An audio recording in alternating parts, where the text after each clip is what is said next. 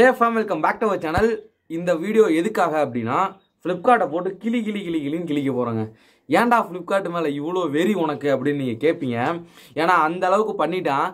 Mic ஒன்னு வாங்கணும். Mic வாங்கி ஏன்டா ஐபோன்ல ஆடியோ ரெக்கார்ட் பண்ணிட்டு இருக்கேன்னு சொல்லி நீங்க என்ன கேப்பீங்க. அத பத்தி தாங்க இந்த வீடியோ. சோ வீடியோ பத்தினா ஃபுல்லா பாருங்க. நம்ம சேனலுக்கு யாரா புதுசா மறக்காம சப்ஸ்கிரைப் பண்ணி பக்கத்துல பெல் ஐகான் தட்டி விட்டுங்க. அப்பதான் நம்ம ஒரு வீடியோவே ஃபர்ஸ்ட் டைம் உங்களுக்கு நோட்டிஃபிகேஷன் வரும்.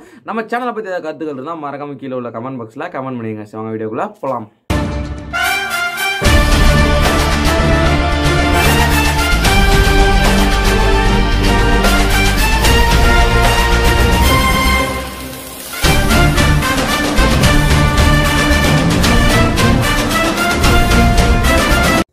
ஃபேம், இந்த வீடியோ பார்த்துட்டு இருக்க நம்ம ஃபேமிலி எல்லாருமே எனக்கு ஏதாவது ஹெல்ப் பண்ணணும் அப்படின்னு நீங்கள் நினச்சிங்க அப்படின்னா ஃப்ளிப்கார்ட் ஆப்பில் போய் ஃப்ளிப்கார்ட்டோட ரேட்டிங்கை பார்த்தீங்கன்னா ஃபுல்லாக குறைச்சி விடுங்க. ஸோ நம்ம சேனலை பார்த்துட்டு இருக்க நம்ம ஃபேமிலிஸ் எல்லாருமே பார்த்தீங்கன்னா போய் மறக்காமல் ரேட்டிங்கை குறைச்சி விட்டுட்டு போகிற கமெண்ட் இருக்கும்ல, ஸோ அந்த கமெண்டில் போய் கொம்மா 94ன்னு சொல்லி கமெண்ட் பண்ணி விட்டுருங்க. ஸோ ஓகே ஃபேம், ஃபர்ஸ்ட் வந்து என்ன நடந்துச்சு அப்படிங்கிறத நான் முதல்ல இருந்து உங்ககிட்ட வரிசையாக நான் சொல்லிடுறேன். என்ன நடந்துச்சு அப்படின்னு பார்த்தீங்கன்னா, நம்ம வந்து ரீசெண்டாக vlog எடுக்க ஆரம்பித்தோம். அப்புறம் ஒரு சில கன்சல்டிங் வந்து எடுத்து போட்டுட்டு இருந்தோம். ஸோ அதுக்கெல்லாம் பார்த்தீங்கன்னா மைக் வந்து ப்ராப்ளமாக இருந்துச்சுங்க.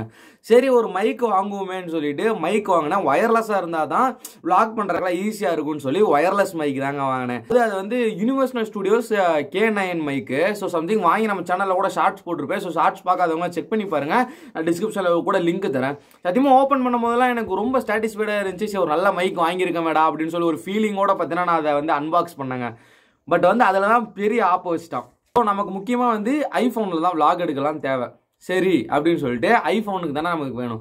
ஸோ வந்து நான் மைக் வாங்கும்போது மொத்தம் 2 OTG இருந்துச்சு. நீங்கள் அந்த வீடியோவில் பார்த்துருந்தீங்கன்னா தெரியும். ஒன்று வந்து நார்மலான டைப் சி, இன்னொன்று வந்து பார்த்தீங்கன்னா ஐஃபோனுக்கு கனெக்ட் பண்ணுற லைட்னிங் கேபிளோட OTG. சரிங்களா? அதாவது நார்மலான ஃபோனுக்கு வந்து நம்மளோட நார்மல் ஃபோன் டைப் சி வந்து அது நார்மலாக ஒர்க் ஆகுது, அது ஒன்றும் பிரச்சனை கிடையாது. நமக்கு முக்கியமாக ஐஃபோனுக்கு தேவை. ஐஃபோனில் OTG போட்டால் ஐஃபோன் OTG ஒர்க் ஆகலை. மைக் ஆர்டர் போடும்போது நல்லா பார்த்து தான் ஆர்டர் போட்டேன். 7 days ரீப்ளேஸ்மெண்ட்டுன்னு சொல்லி கொடுத்துருந்தாங்க. சரிங்களா? மைக் வாங்கி அன்னைக்கு விட்டுட்டேன்.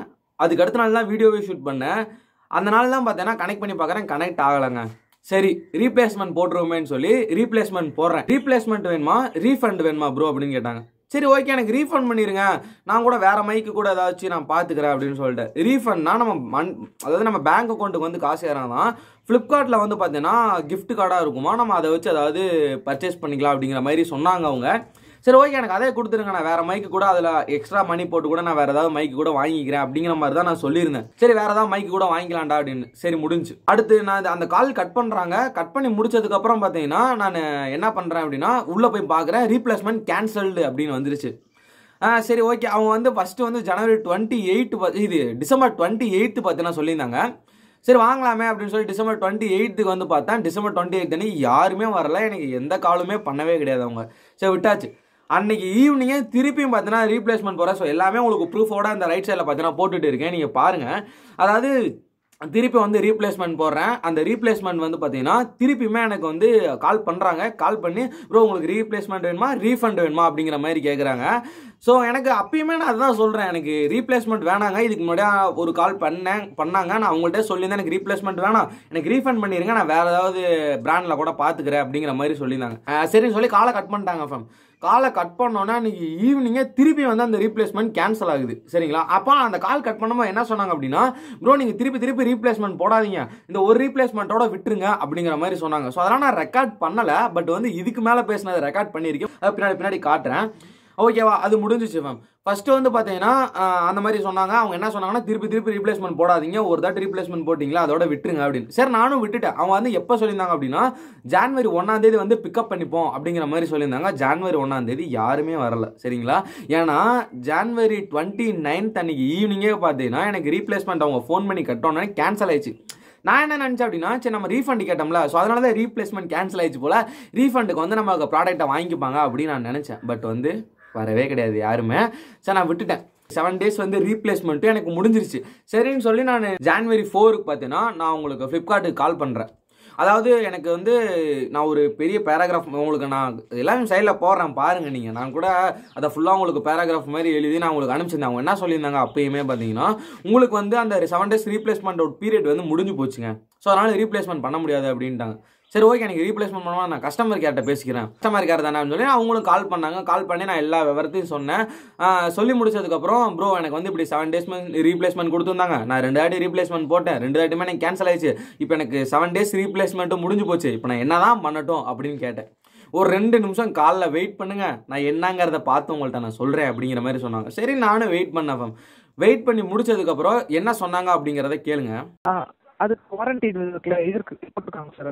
வாரண்டி சம்மரியில் வாரண்டி இருக்குங்களாங்க சார்? இருக்கு. அப்படி போட்டீங்களா சார்? அப்போ வாரண்டி போட்டு வாரண்டி சார் வாரண்டி ஆப்பில் தான் பண்ணணுமா சார்? ஆமாம் சார், உங்கள் ஆப்பில் சார். அது நம்ம வாரண்டி எந்த சப்போர்ட். சரி ஓகேங்க சார். சரி இது வாரண்டி மட்டும் தான் பண்ணணுமாங்க சார்? சார் நான் வாரண்டி கூட பண்ணுறேங்க சார். அது நான் எலிஜிபிளாக இருக்கும் சார். அப்படி லைன்ல இருங்க, கால் மட்டும் கட் பண்ணிடாதீங்க.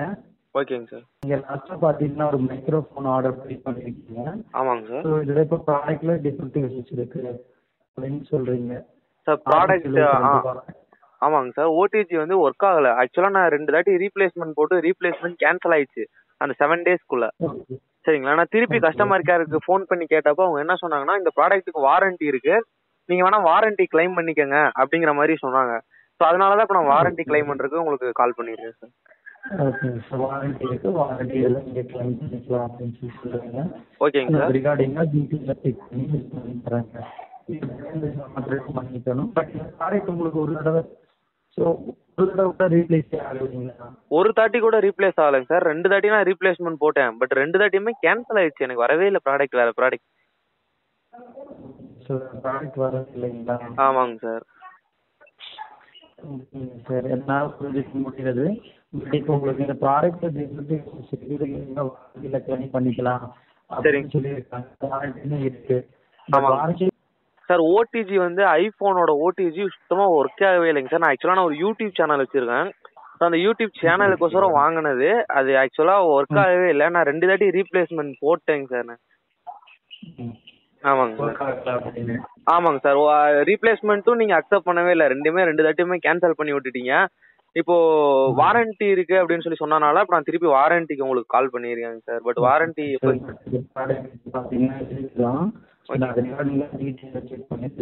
ஆடியோ வந்து கேட்டிருப்பீங்கன்னு நினைக்கிறேன். என்ன சொன்னாங்க அப்படின்னா, அவங்க பேசுறது எப்படி கிளியரா கேட்குது அப்படிங்கிறதையும் பாருங்க. கஸ்டமர் சர்வீஸ்ல இருந்து எப்படி பேசுறது வந்து கிளியரா கேட்குதா அப்படிங்கறதையும் நீங்க பாத்துக்கோங்க. ஏன்னா எனக்கு எந்த லெவல்ல கேட்டிருக்கோம், நான் எந்த அளவுக்கு பேசியிருப்பேன் அப்படிங்கறத பாருங்க. ஒண்ணுமே கேட்கல அவங்க பேசுறது. சரிங்களா? அதுக்கப்புறம் என்ன நடந்துச்சு அப்படின்னா, ப்ரோ நீங்கள் அவங்க என்ன சொன்னாங்க அப்படிங்கிறத நீங்கள் கேட்டிருப்பீங்க. இருந்தாலும் நான் ரேட்டி சொல்கிறேன். அவங்க என்ன சொன்னாங்க அப்படின்னா, ப்ரோ உங்களுக்கு வந்து 7 days ரீப்ளேஸ்மெண்ட் பண்ண முடியாது, ஸோ இதை வந்து ரீஃபண்டும் பண்ண முடியாது. இதுக்கு ஒரே விஷயம் என்ன அப்படின்னா, அந்த ப்ராடக்ட்டுக்கு வாரண்டி இருக்குது, நீங்கள் வாரண்டி வந்து கிளைம் பண்ணிக்கங்க அப்படின்னு சொல்லி அவங்க ஒரு லிங்க், அதாவது வாட்ஸ்அப் நம்மள்ட்ட இருக்குது. ஸோ அந்த வாட்ஸ்அப்புக்கு அவங்க அனுப்பிச்சுடலாம். இல்லைன்னா மெசேஜ் இருக்குது, அந்த மெசேஜுக்கு லிங்க் அனுப்பிச்சுடலாம். எந்த லிங்க் அப்படின்னா, யுனிவர்சல் ஸ்டுடியோஸோட ஒரிஜினல் வெப்சைட் லிங்க் அனுப்பிச்சுடலாம். ஆனால் அவங்க அனுப்பிச்சுடல. லைனில் சொல்கிறாங்க, அதையும் கேட்டிருப்பீங்க.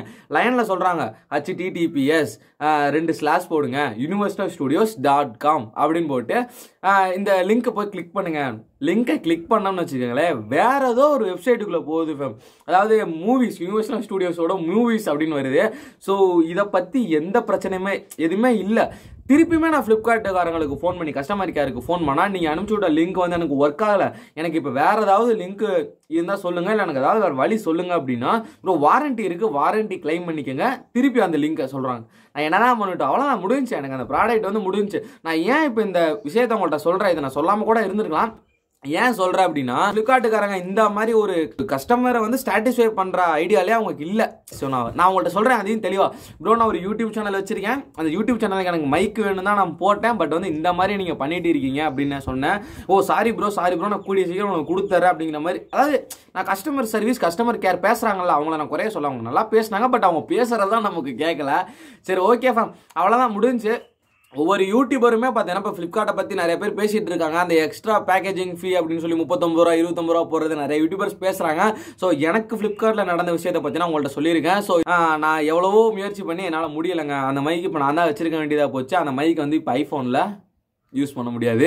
ஒன்லி அந்த ஃபோனுக்கு மட்டும்தான் யூஸ் பண்ண முடியும். இப்போ ரெக்கார்ட் பண்ணிட்டு இருக்கீங்களா, அந்த ஃபோனுக்கு மட்டும் தான் யூஸ் பண்ண முடியும். ஸோ உங்களுக்கு இது மாதிரி ஏதாவது நடந்திருந்தா மறக்காம கீழே உள்ள கமெண்ட் பாக்ஸில் பார்த்தீங்கன்னா கமெண்ட் பண்ணுங்க, எனக்கும் இந்த மாதிரி நடந்திருக்கு ப்ரோ அப்படின்னு. இல்லை எனக்கு மட்டும் தான் அப்படி நடந்திருக்கா, இல்லை உங்களுக்கு நடந்திருக்கா அப்படிங்கிறத நான் தெரிஞ்சுக்கிறேன்.